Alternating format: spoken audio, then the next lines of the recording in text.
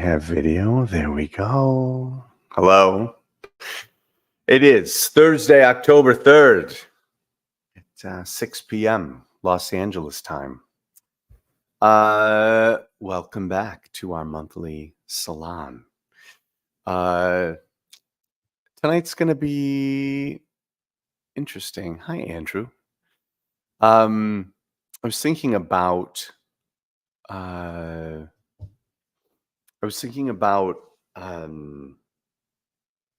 politics, and I was thinking about how one of the side effects of being an art historian is that you find yourself reading a lot more about politics than you might have expected you would be.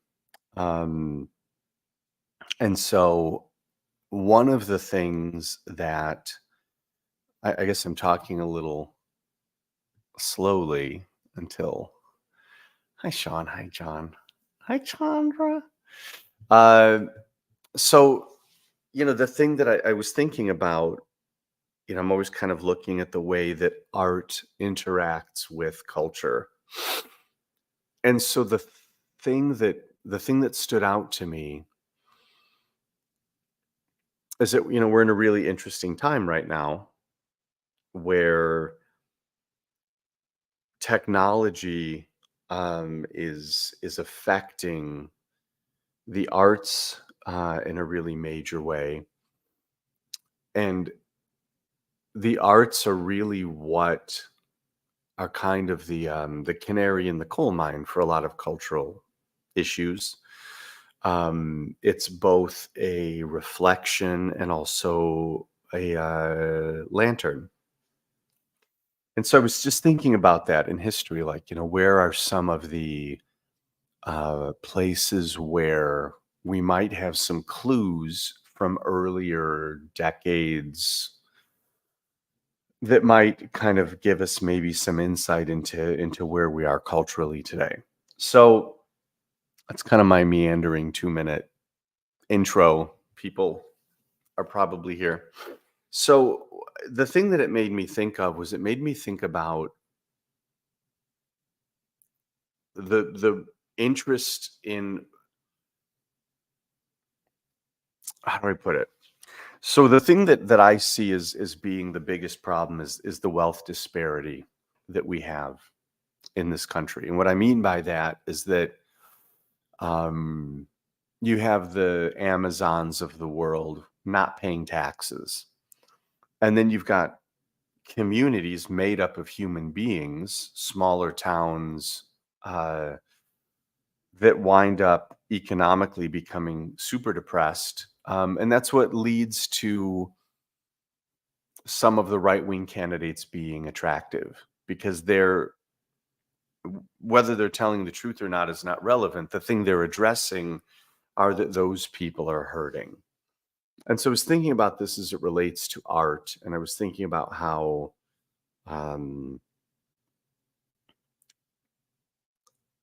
when you're focused on the mundane, the tangible, you're just focused on money. There's no, one of the things that I think a lot about is how the Chinese think in terms of generations and Americans think in terms of quarters.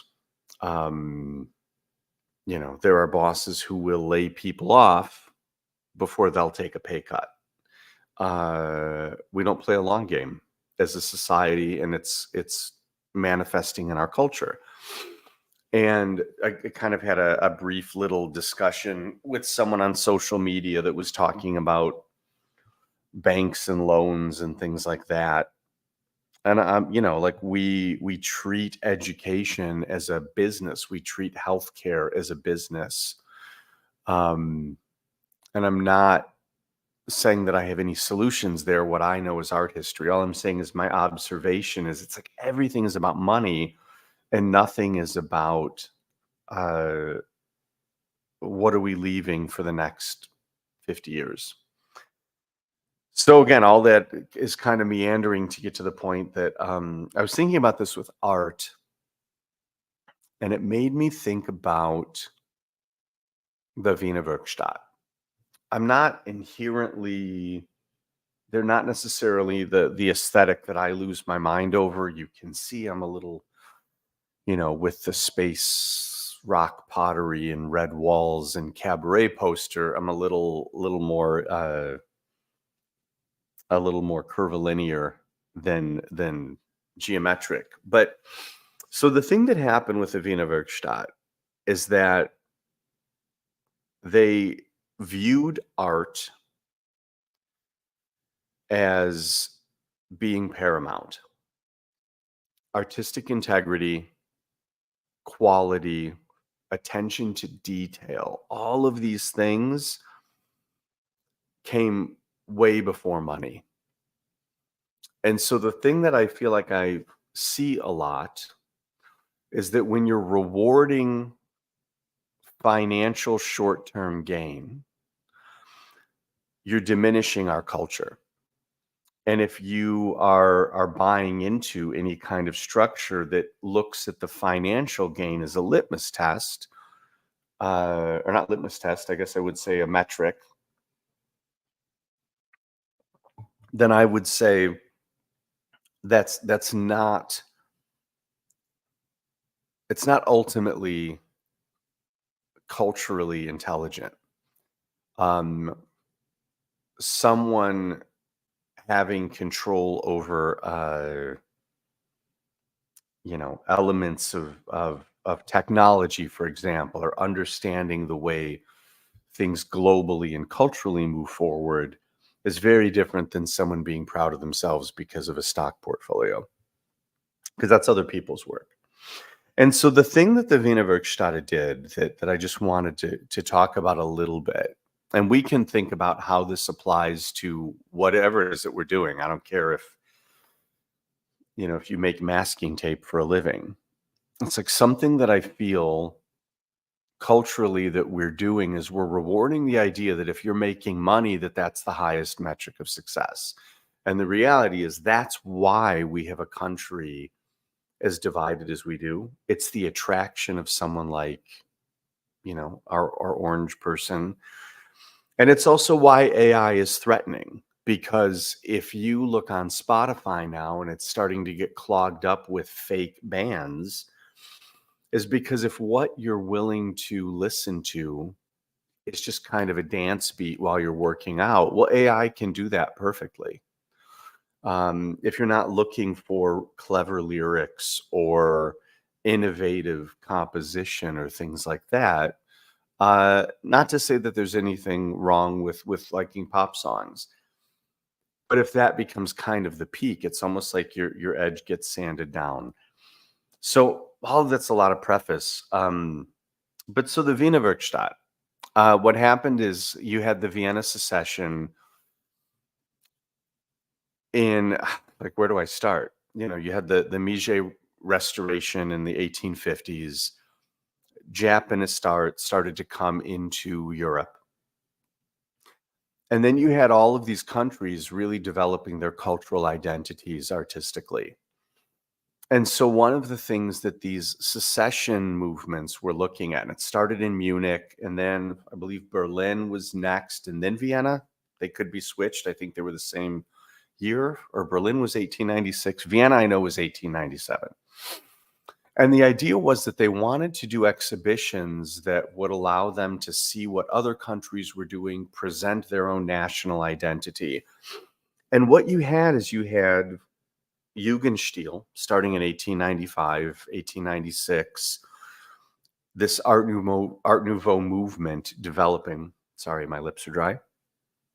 And by 1897, the artists like Koloman Moser, Czeszka, Klimt were looking at that and saying, okay, but what's after nature? And they started to look almost on a cellular level at the geometry of things. And so when we think about Klimt's triangles or Koloman Moser's circles or things like that, or by the time you get to 1901 and you're looking at Russian constructivism and things like that, you started to introduce these things artistically in 1897 that were a geometric reaction to the curvilinear elements of Art Nouveau. So like when people say Klimt is Art Nouveau, it's like he's not. It's kind of a reaction to that. And so then you had, by 1902, you had Kalman Moser and Joseph Hoffman, two of the really leading proponents of the Vienna Secession. There was a schism that occurred.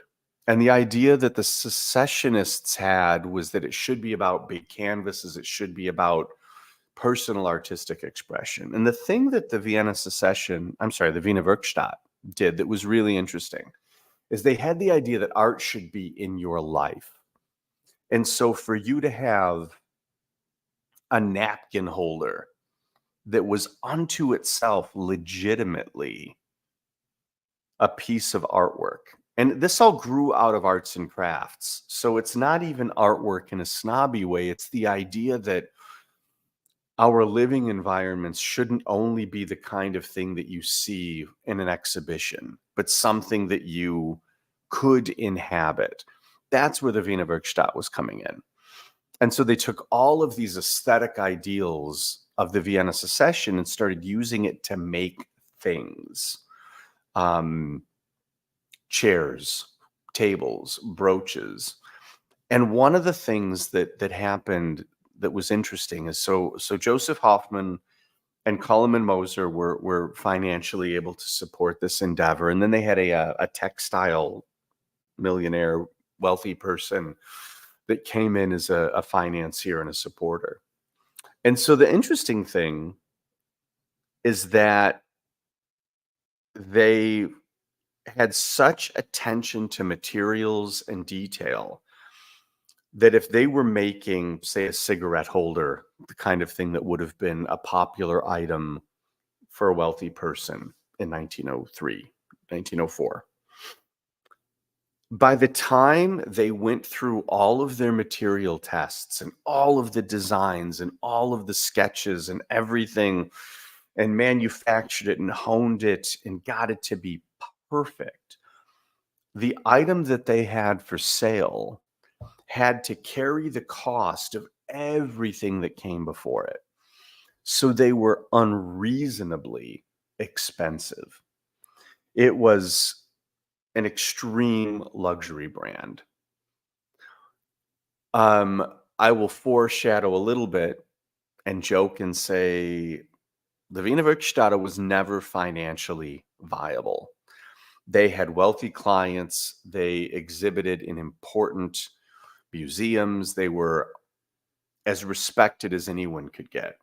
But they never, I don't want to say figured out, they never pursued mass marketing. They became very popular, very successful as a luxury brand. But any money that they would make would go back into development, would go into textile design and really pushing the boundaries. But the thing that so before I make that statement, then the stock market crashed. So for almost 30 years, they kind of were churning this thing where they were kind of staying even.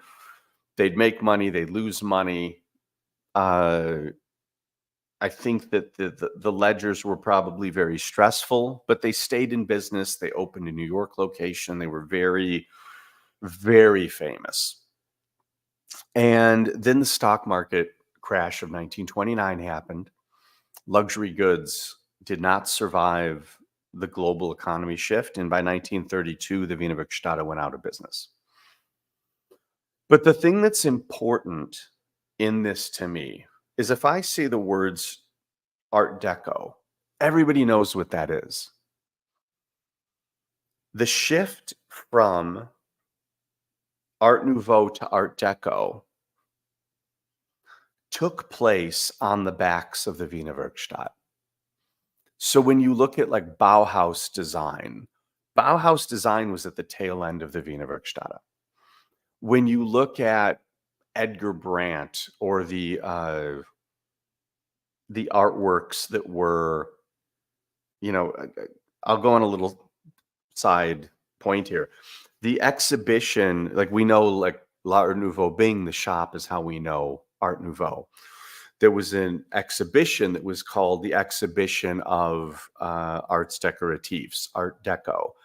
It took place in 1925, but a lot of the material for that had been created before the First World War, and the war stalled this exhibition. It wasn't until 1925 that they mounted it.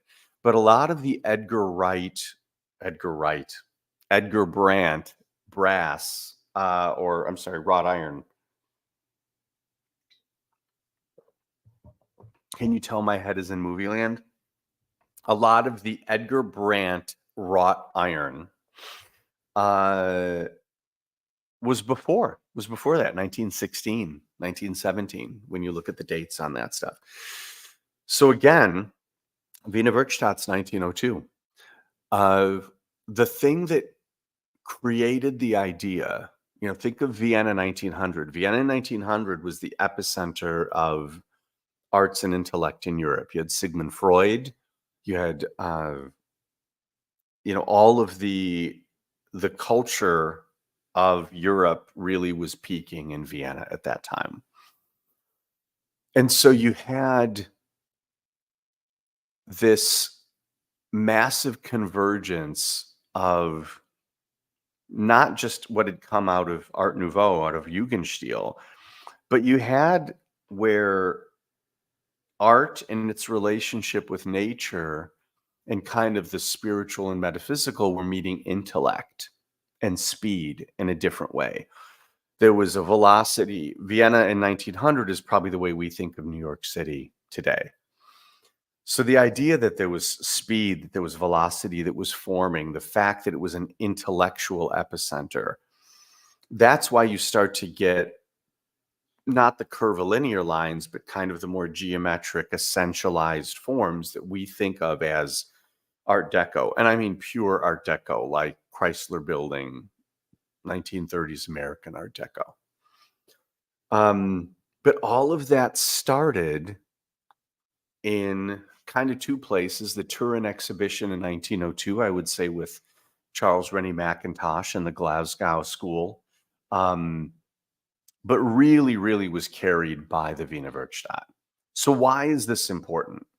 The reason it's important is because anybody that's focused on money would look at the Chrysler Building or look at, 30 Rock or look at these things and say, well, that's a sign of money and power. Okay, but where did that, like the reason that you're looking at that and not Louis the 16th design is because of the companies like the Wiener Werkstatt that put precision and integrity above money.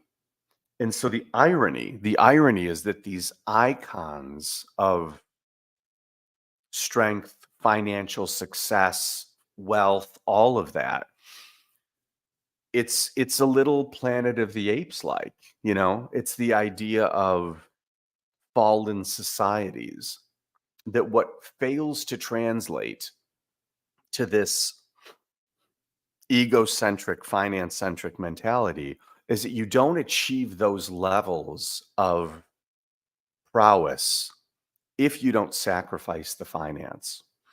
And so the complication is you get luxury brands now that really are focused on the bottom line. And there's nothing wrong with that. There's nothing wrong with that. I firmly, firmly believe that you can do both, that you can be profitable as a business and maintain integrity and be principled in your business.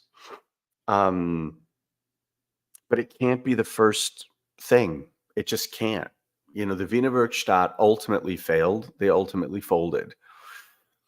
But what's the metric of success? We wouldn't have Art Deco if it wasn't for the Wiener Werkstatt. And when you think about innovation and you think about, like, cinema is a great example, the idea that all of these things are looked at as content. Without experimentation, without creativity, there's no, there's no one that had ever heard a song that made them feel emotions that made them want to hear more of it. And then what happens is someone has a reaction like that, and then their standard can drop because they're looking just for filler, for noise filler.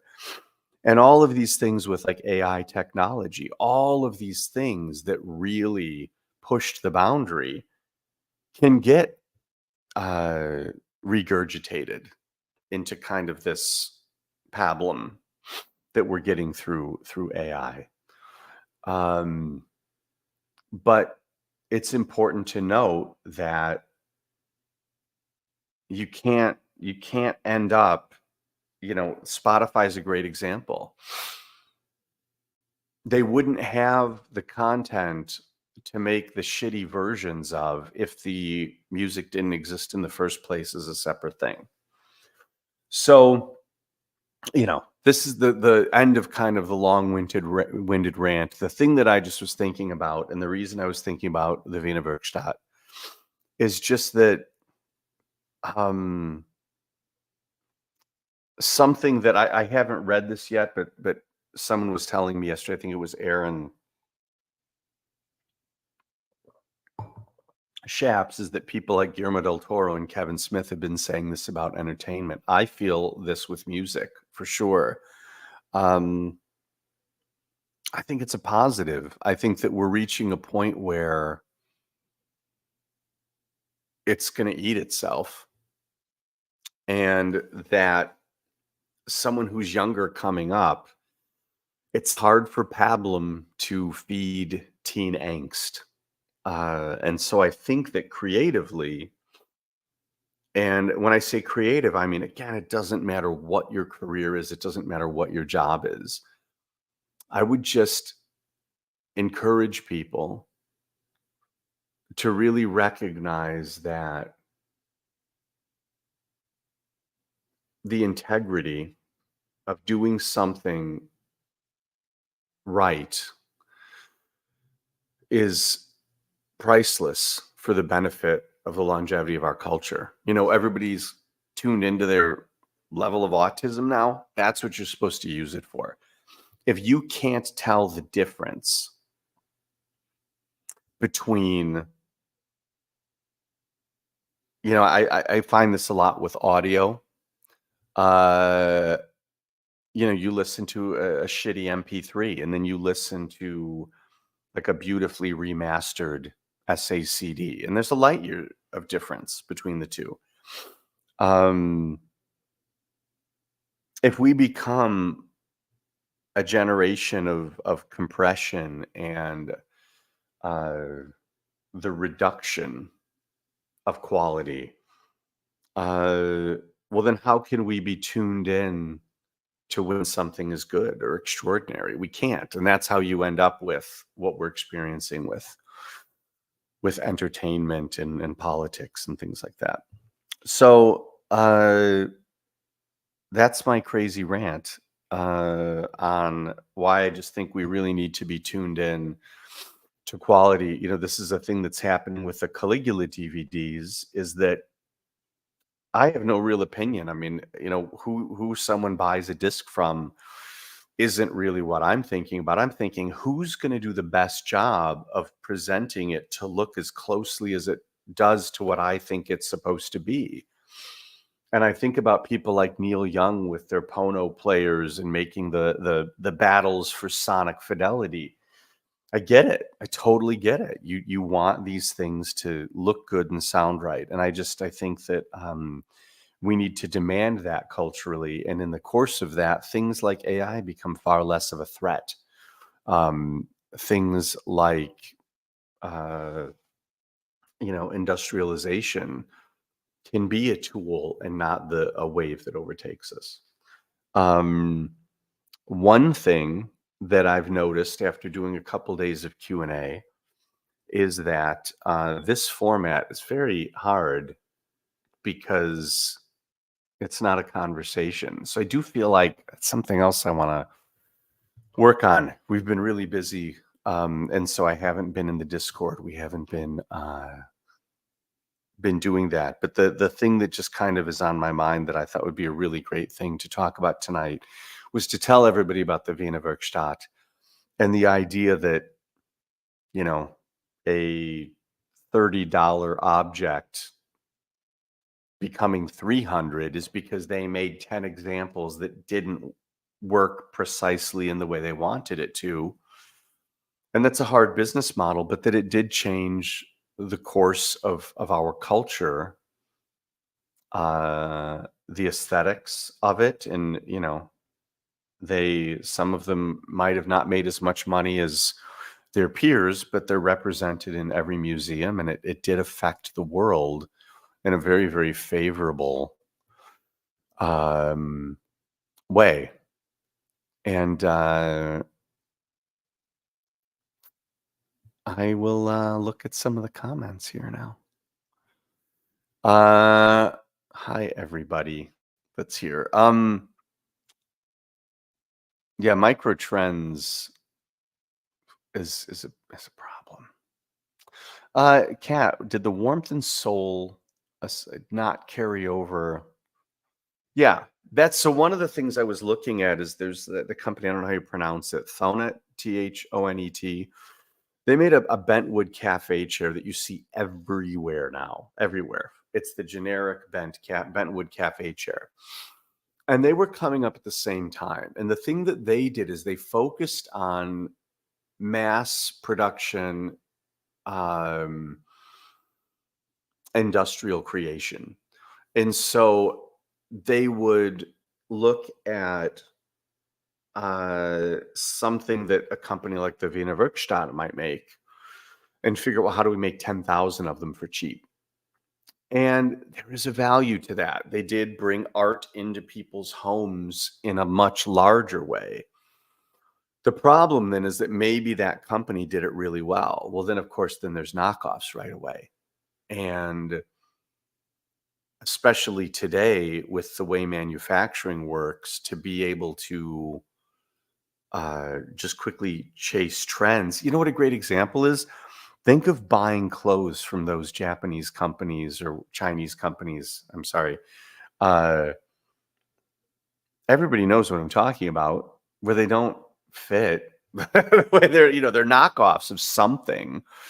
Think about every artist that you follow on social media complaining about something coming up on the internet that's some knockoff of something that they made. I think about, there are companies like Anthropology type stores that'll get a distributor bringing them something, and then later it comes out that that person just ripped off some artisan off of Etsy or something like that.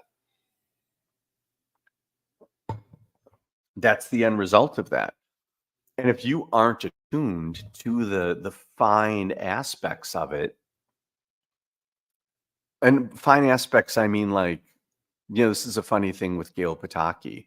She can go through a thrift store and she'll find the three pieces that then later turn out to be the designer pieces, just because she knows fabric, she knows cuts, like she figures that out. That was a thing early in my career, like where my brain stuff, my weirdness kicked in, is that there'd be someone with a museum collection and they would say, okay, look, we're considering these three pieces, which one should we buy? And I would always say it's this one. And then my job would be justifying it. And in every case, it would always inevitably be, oh, this is the artist that won gold medals at the World's Fair in Paris in 1900.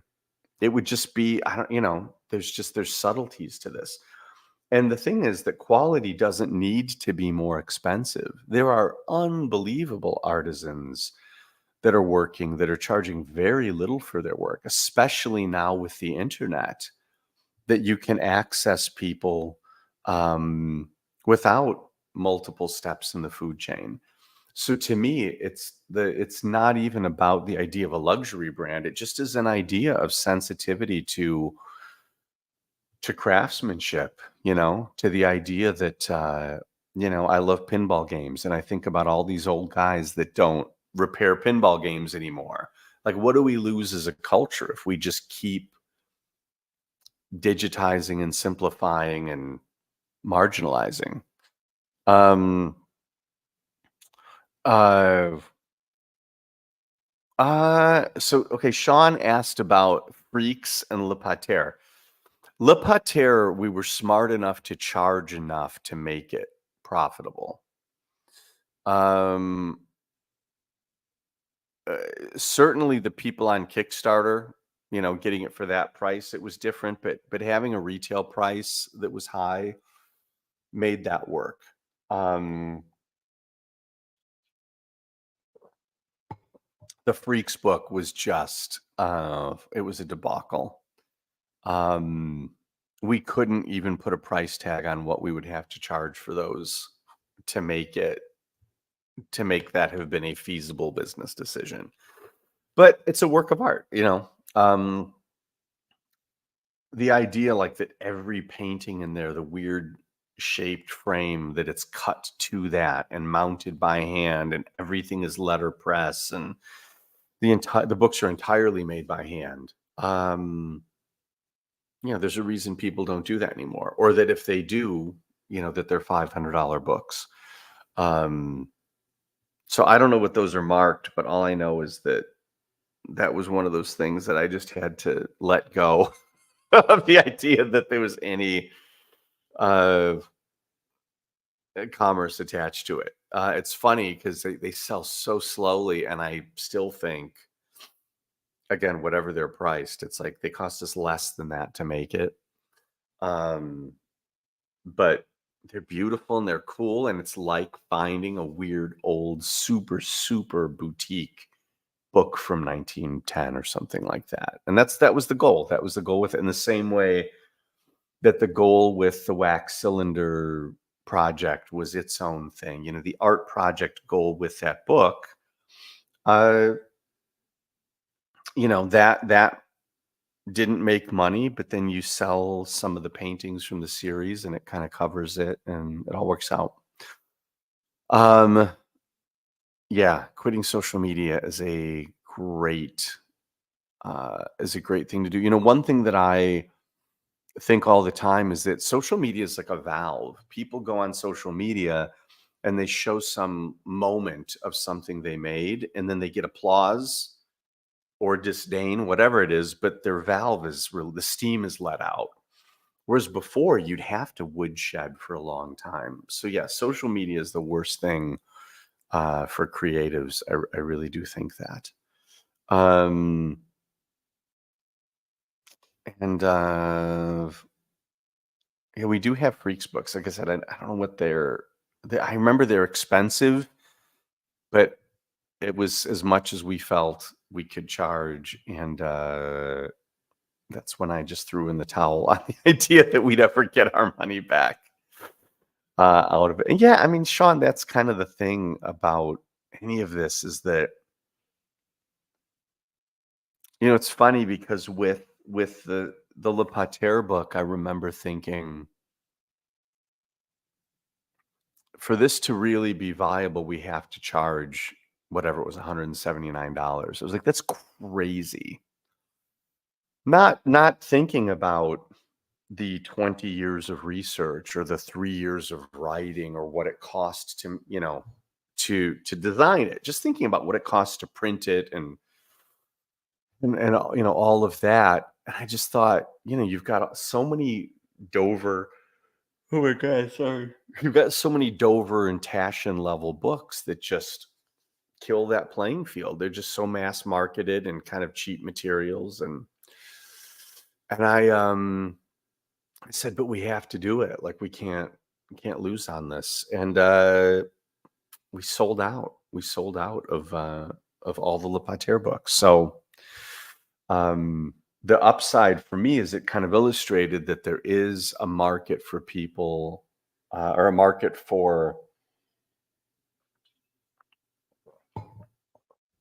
things like that. And so what we've just been trying to do as a company is kind of spread the gamut a little bit. Um, we'll have our $30 soft covers, which in some ways are expensive for a book that size, but um, it's a lot of work to do. The materials to put in there are very expensive. The other solution is just doing a mediocre job and making it less money. And it's like, that's just not where we're able to play. We want to be making something that is a really legitimate reference piece. And so what you'll see in the coming year from us is that spread again. We'll be doing more Jugendstil paperbacks. That's really the only paperback that I envision for a while, like that series.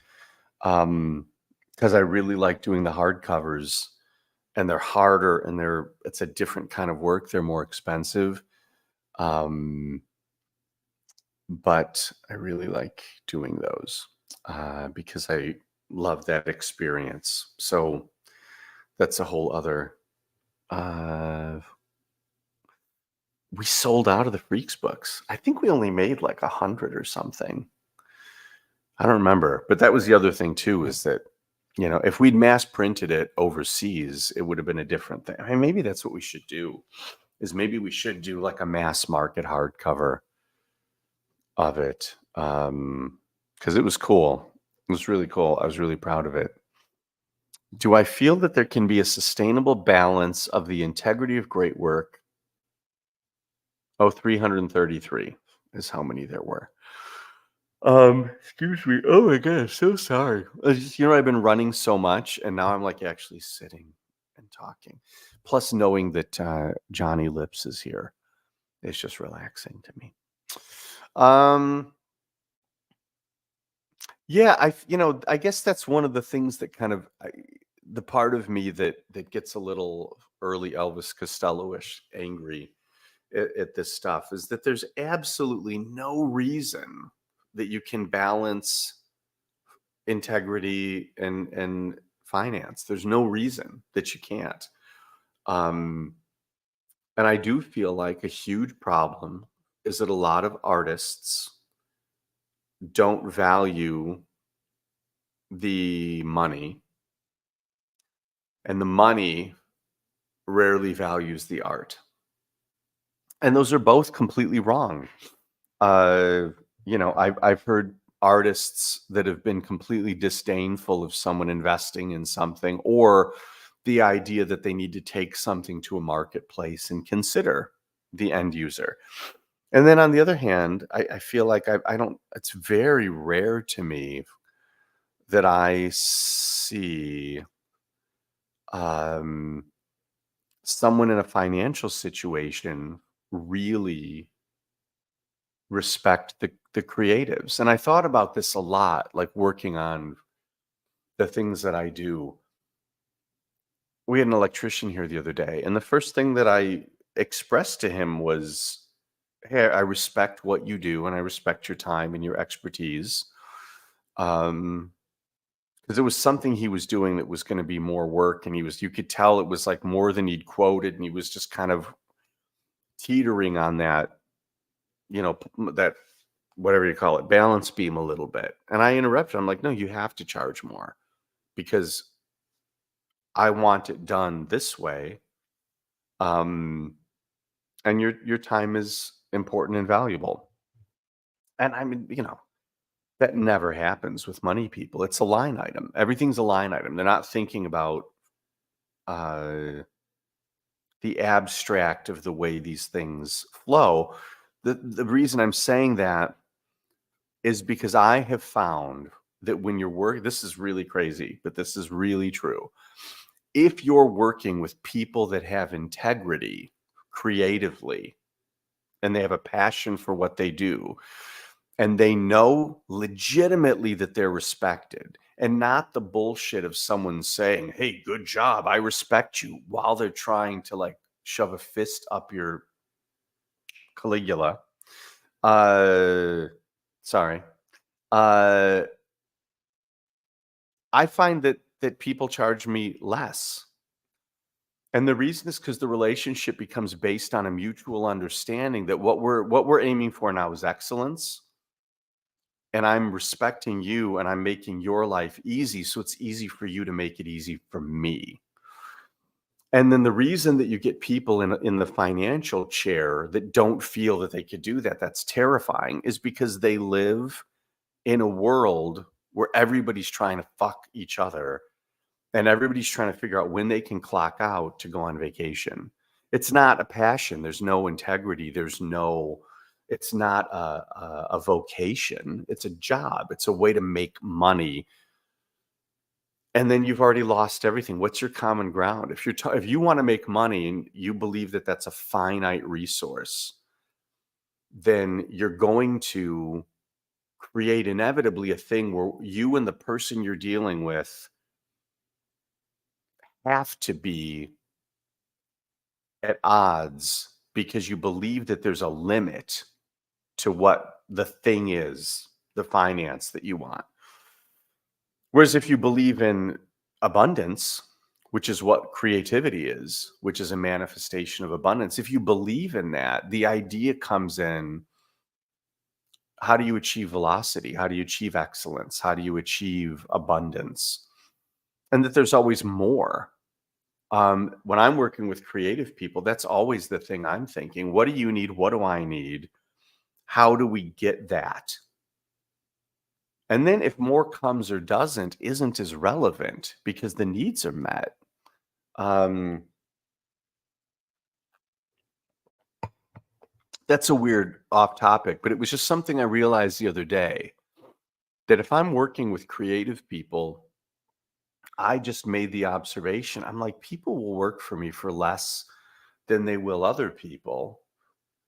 And I'll work for people for less, if it's that kind of environment. I was thinking about how financial people will give you lip service about, really glad to have you on the team and that kind of thing. Um, but they're living in a different world. And all of these things are just, they're so entwined. So just to get back to what Kat's question was, I think that the thing I feel really happy about is that I've been able to run a successful gallery for a long time and then a successful publishing company. But I'm also completely rooted in the creative. And so I feel like anybody that's kind of too far in either of those is going to have a problem.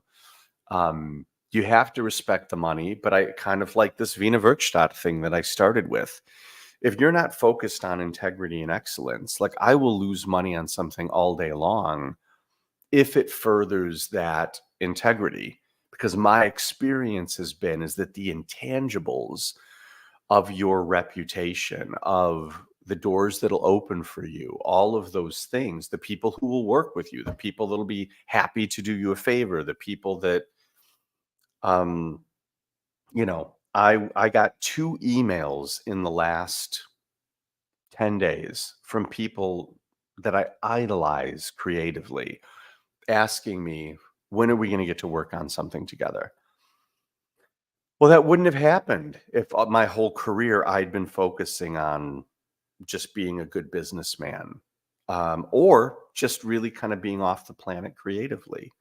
So I don't know if that helps. I kind of am half answering Kat's question. The answer is yes, but I was just kind of saying that I do feel like, um, I saw a thing today where Ani DeFranco was really jazzed about the fact that Prince idolized her as an independent artist. And I don't know if you've heard of Ani DeFranco, but she was doing everything independently. And it inspired Prince to go and start his own label and self-release. Um, so it is possible to do it on all levels. Um, I'm getting behind here, sorry. For the sake of contrasting the benefits of creative luxury over a profitable product,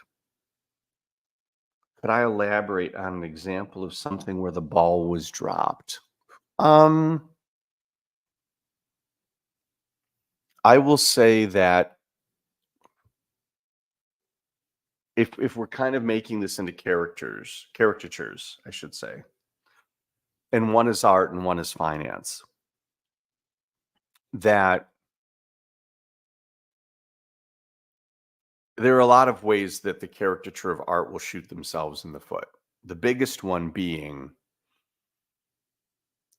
that I see is a view that someone on a financial side of the relationship, whether it's a buyer, an investor, a patron, any of that, that it's immediately adversarial. That's stupid to me. I really hate the idea that anyone feels that they're owed something. I think artists should create what they want, unquestionably. But if you're going to start asking money for it, you have to respect that that's an energy exchange. And it can't just be that you're fabulous. It has to be that, there's like all Klimt's paintings, Gustav Klimt's most famous paintings, those are all commissions. People never talk about that. But as far as dropping the ball on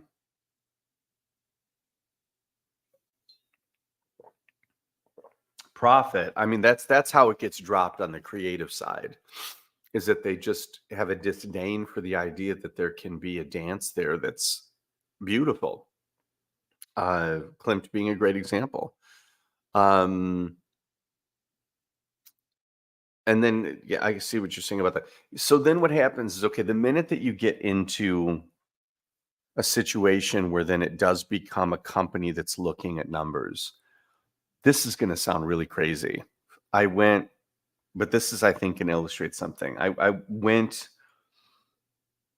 my son wanted a military backpack. So we went to a surplus store. It was really funny because Kat looked at the picture and said, "Oh, it looks scary." And he said, "Let me see." And she showed it to him. He said, "You say scary? You say looks scary? I say looks like home." So he's like Bert Gummer from Tremors with this. But we went in, he was looking, and he started to flip over the price tags. I said, "Don't look at the prices." And he's like, "But," looking at me like I'm crazy. He's like, "But you need to know the price." It was like, "No, that's not the criteria. The first criteria is it what you want? And is the quality good? And when you examine those two things, then you look at the price and you ask if you can afford it." And I said, if there's really close things and there's a big price disparity, well, then that might affect your decision. But you should never lead with the number. Well, people that run successful businesses with air quotes tend to not think that way. And they tend to look at line items, and they tend to not think about, what does it take for a thing to become kind of viral? What does it take for a thing to get good word of mouth? What does it take for people to say this was a great bargain? Um, and so what I would say is, every time you've bought something that you knew a corner had been cut on and you were disappointed, but you bought it anyway, that is why they do it. And so I'm aware of a lot of things in my ecosystem where people are flat out lying about it, about what they've done or what it is. And they do it because they know they'll get away with it. And the sad part is that they're right. They're right. People will just suck it up and keep moving, and they got the money. And culturally, we're worse off for it on some level, in some way. You're mentioning the Dan Brereton book. I'll say this as an example. We had cobwebbed end papers that I'd gotten the idea from a thing from a German dinosaur folio from the 1890s, and every element of the material was chosen to be the highest possible quality. Well, comic book buyers are by and large thrifty. There was one time I was at Dan Brereton's table, and he had a $20 hardcover or $20 soft cover of Black Planet, and then a $30 hardcover that had all of Black Planet, all of another book, I can't remember the name of it, The Witching Hour, plus a never before published story. It was literally 3 times the thickness and hardcover. And I thought, there's no way this guy is gonna buy the $20 soft cover over that $30 hardcover. He bought the $20 soft cover because it was $10 cheaper. So the numbers to him made a difference. I get it. I respect it. That's what he could afford. That's fine. So in defense of the people who published volume 2, which was Image, they were just looking at that. They needed it to be a 1995 hardcover or whatever it was. And so they did the cheapest materials that they could. And I could tell a difference when I looked at each of them. I'm like, one of these is a really nice book, and the other feels like, library book sale, Walmart bin of books kind of thing.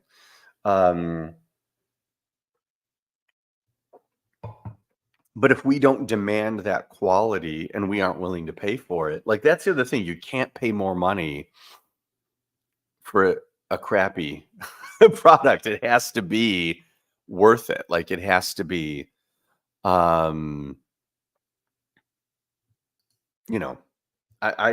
has to be commensurate with an improvement in the end result.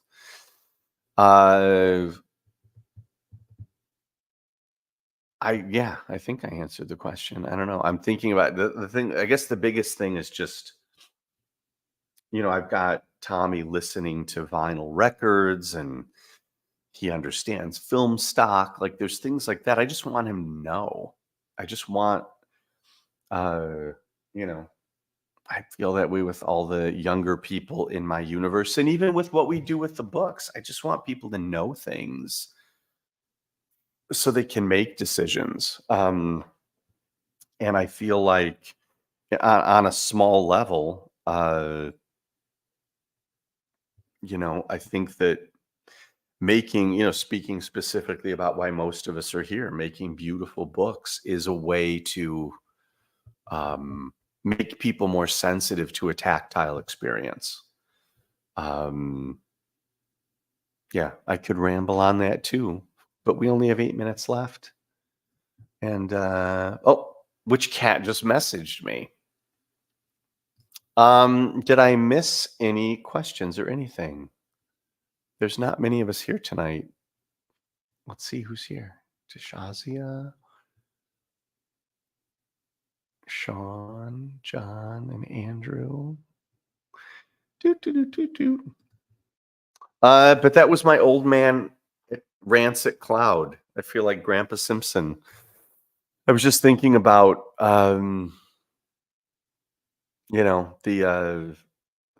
way that all of this chasing for pennies is just really, really fucking our culture up in a way that, to be frank, that's how you get the terror of the Trump, attraction. Or I'm sorry, the attraction that he has, where people get afraid. It's like,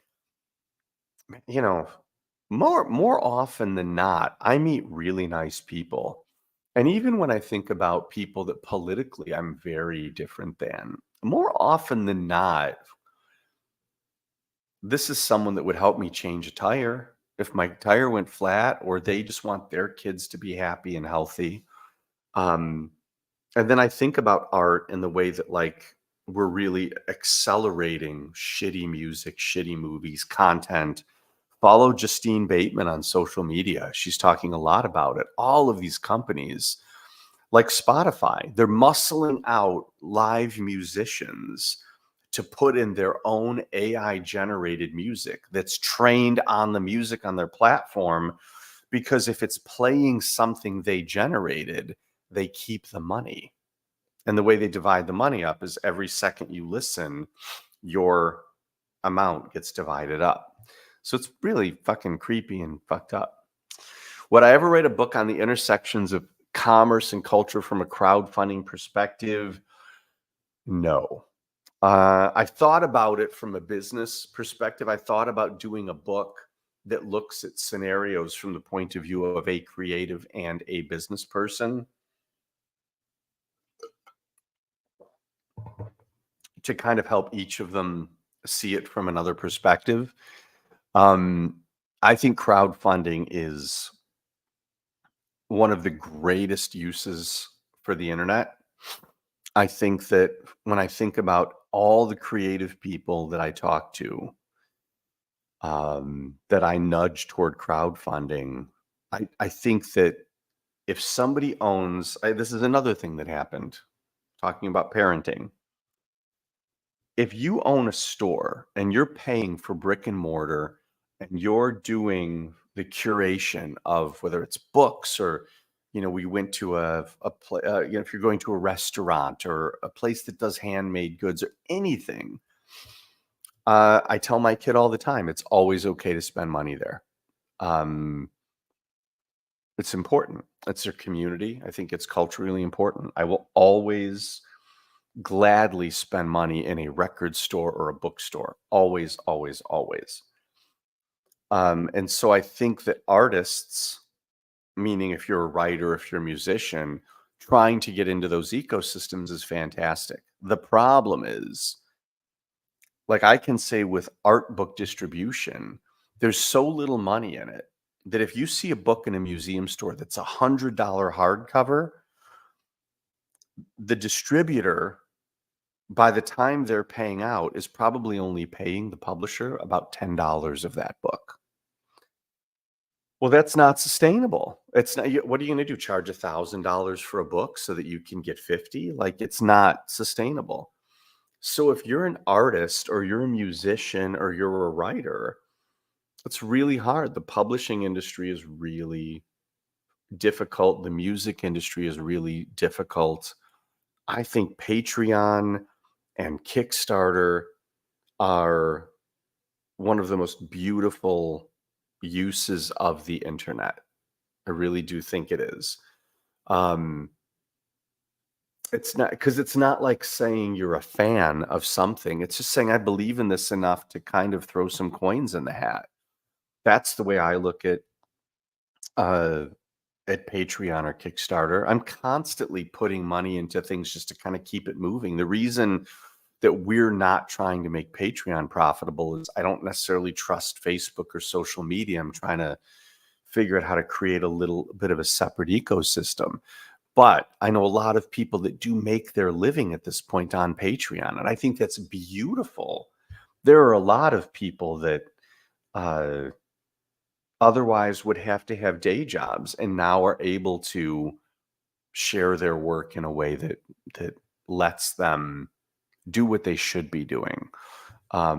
So I feel like I'm always happy to talk about that. That's the thing about the salon. If you're going to do crowdfunding, bring it up in one of these. I'm happy to talk about it. I think writing a book, I think I'd be more general if I did it. I'd be trying to talk more philosophically about really looking at it like an energy exchange, and not in a metaphysical, like voodoo way, but in the sense of if you're creating but you want someone to give you money, you're asking them for something. Like, so what are you bringing to the exchange? That's not metaphysical, really. That's just social, just sociological. Like, the artist idea that I'm above you and so you should be lucky to give me money, like, that's fucked up. And I feel the other thing's fucked up. I have money and you don't, so you should be grateful. Like, that's not cool either. Um, yeah, content is just a terrible word. It's funny because it's kind of like when people talk about vinyls, it makes me cringe because this is an LP, this is a record. But I kind of I could understand if you worked in an industry or in a way where you were talking about the material as the content to separate. Here's the content, here's the advertising. That's me attempting to be nice about it. But yeah, it shouldn't be. I mean, look at that. I'll tell you, we had two 35 millimeter screenings of Caligula at the Music Box this past weekend. It was really wonderful that Wes and Ash came, and hundreds of other people, which is great. But man, that movie is not content. That's an event. There were people dressed up. One guy was dressed up like a protester had some sign. I wish I'd gotten a picture that said like Rome is for the people or something like that. That's like a deep cosplay thing where he was pretending to be a Roman citizen heckling in the Senate. And it made me think like it's, at its best, cinema should be that. It should be an event. It should be a thing where you're in a theater. It's like going to see a band or seeing opera or something like that. And, that's not content. That's the opposite of it. The last thing I'll say is, in case anyone here hasn't heard the term second screen, the reason everything is so dumb is that they look at what they call second screen potential, meaning most viewers at home need to be on their iPhone. So, is your show something that if while they're on their screen, if they do their thing, can they still track what you're giving them? And if the answer is no, they will not give you money to make your show. That's how you get movies like Black Adam. You could literally turn away for 3 minutes, look up, and you still know what's going on. But that's the business, that's the money. And hopefully, I think what I suspect is going to happen is the people who are just looking for content look at artists as messy. And now that they can use AI to create content, they're not going to need the artists. So the people that are great at making content are fucked. But the people who want to do creative things, there's going to be that separate audience of people, like the people listening to this, like me, that are not stimulated by what's called content. And I think it's going to create this other avenue for materials that are legitimately, human made. I shouldn't say human made. The idea isn't that it's anti-computer. It's just that it's first screen content. If you were watching Caligula in the theater and you were on your phone, I guarantee like there's things you missed that really messed the movie up for you. Second Screen is a great horror movie title. Well, Sean, Sean, why don't you, thanks Andrew for this is content. Sean, write a list of, let's do a case study. Make a list of 5 or 6 questions and send it to me, and then we'll do that for our talk next month. Because even if you don't do it, I'm happy to talk about it, and it'll be interesting, perhaps for some people, to see how these things happen, and then also maybe it'll inspire someone that maybe wasn't thinking about doing something. But crowdfunding is great. Even if you just come at something and you're like, man, I wish I had $300 to do this. You can get it with crowdfunding. And there are so many things that I've put money into. Like, I think about like Tommy's got a stuffed animal that's a cat version of Winter Soldier Kitty, and someone had made all the Avengers as stuffed cats. And then they set up their booth at WonderCon, I think it was. Comic-Con.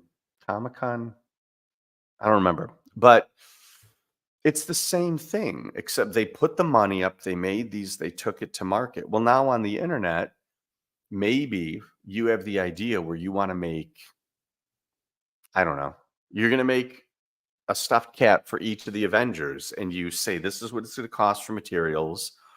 And you go to Kickstarter and you build your campaign and you factor in credit card costs and all of that. And then you say, for these 10 things, this is what I need to do. That's perfectly viable. And you'll find 10 people weird like me that'll be like, I totally want the Scarlet Witch kitty. And maybe the way it works out is that, but I got to charge because it's a handmade thing. I have to charge $45 for it. But it's like, that's fine. That's great. Like It's like going to a crafts fair. It can be anything. It can be publishing for a $200,000 book. It can also be a $200 just making something, you know? So anyway, yes, Sean, you should do that, man. Do it. We'll talk about it here. I'm happy to talk about it. John said, I'm glad you aren't anti-computer because he is actually, in fact, a bot. Anyway, it's been an hour and 5 minutes. Thank you for being here. I'm glad you are content, Kitty. Yeah, you guys are fantastic. I really appreciate you. Thank you for being here. And I'm hoping that we're going to talk about Sean's thing next month. Let's do it. Let's do it. Johnny Robotech. Yeah. And I'm now that some of the Caligula stuff is done, we can talk about this stuff more in the coming weeks in the Discord. And yeah. Is the next one on my birthday? No. The first would be the Thursday. We will see. We will see. You are all appreciated. I am getting the what's the word, that hook that they give the vaudevillian things. Good night. And we'll see you guys next month. I'll see you in Discord. We'll talk there. And everyone is wonderful. Good night. Thank you.